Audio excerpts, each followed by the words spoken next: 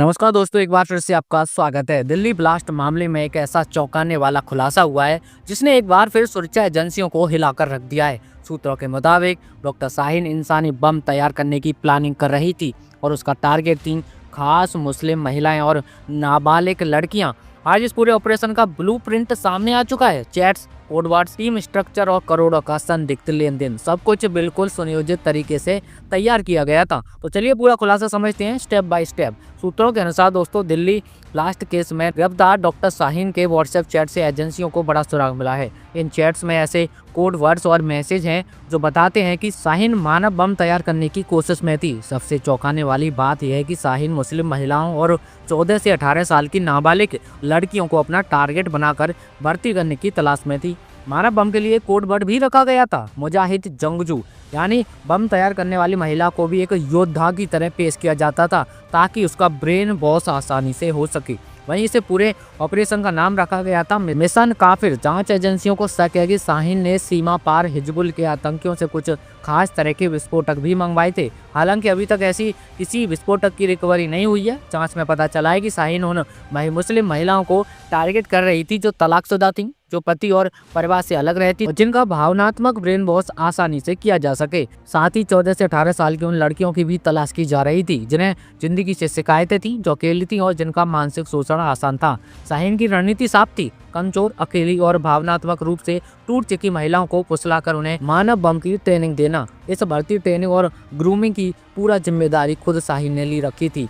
अब बात करते हैं पैसे की, जो इस पूरे नेटवर्क का सबसे बड़ा संकेतक है। जांच एजेंसियों के अनुसार doctor Shaheen, doctor Adil, doctor Arif और डॉक्टर परवेज के बैंक खातों में पिछले 7 सालों में 40 करोड़ रुपए से ज्यादा का संदिग्ध लेन देन सामने आया है और लेन देन का पैटर्न बेहद अजीब था। पैसा छोटे छोटे हिस्सों में आया, छोटे छोटे हिस्सों में गया और हर हफ्ते 2 से 3 बार 20,000 से 25,000 के ट्रांजैक्शन। कुछ अकाउंट 2021 के बाद तो पूरी तरह डीएक्टिवेट थे और कई खातों से एक ही दिन लाखों रुपए निकाले गए। और सबसे हैरान करने वाली बात, 1 लाख 1 रुपया, 2 लाख 1 रुपया, अर्थात हर बड़े अमाउंट में 1 रुपये का कोड रखा गया था। जांच एजेंसियों को शक है कि 1 रुपये जुड़ने का मतलब एक खास मैसेज या मिशन को संकेत देने वाला कोड हो सकता है। सूत्रों का कहना है कि शाहीन यूपी में स्पेशल 26 नाम के एक गुप्त नेटवर्क पर काम कर रही थी। इस नेटवर्क में शाहीन ने 5-5 लोगों की बी टीमें बनानी थी। हर टीम में 5 डॉक्टर, हर टीम का लीडर कहलाता था एचओडी, यानी हेड ऑफ डिपार्टमेंट। शाहीन ने सीधे संपर्क में सिर्फ एचओडी रहता था।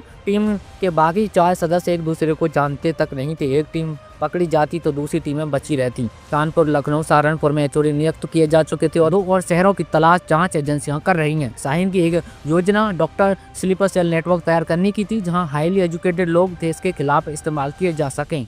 अब सबसे बड़ा सवाल दोस्तों यही है कि शाहीन क्या चाहती थी। जांच एजेंसियों के अनुसार दिल्ली एनसीआर में बड़े पैमाने पर मानव बम अटैक, डॉक्टरों का एक अंडरग्राउंड नेटवर्क, छोटे शहरों में एक साथ ब्लास्ट और महिलाओं को शहीद बताकर प्रचार, यानी देश के हृदय पर हमला करने का पूरा प्लान तैयार था। दिल्ली ब्लास्ट मामले में डॉक्टर शाहीन की गिरफ्तारी सिर्फ शुरुआत है दोस्तों। उसकी चैट्स, नेटवर्क, पैसों का फ्लो और उसके संपर्क, ये सब बताते हैं कि मामला कितना खतरनाक और संगठित था।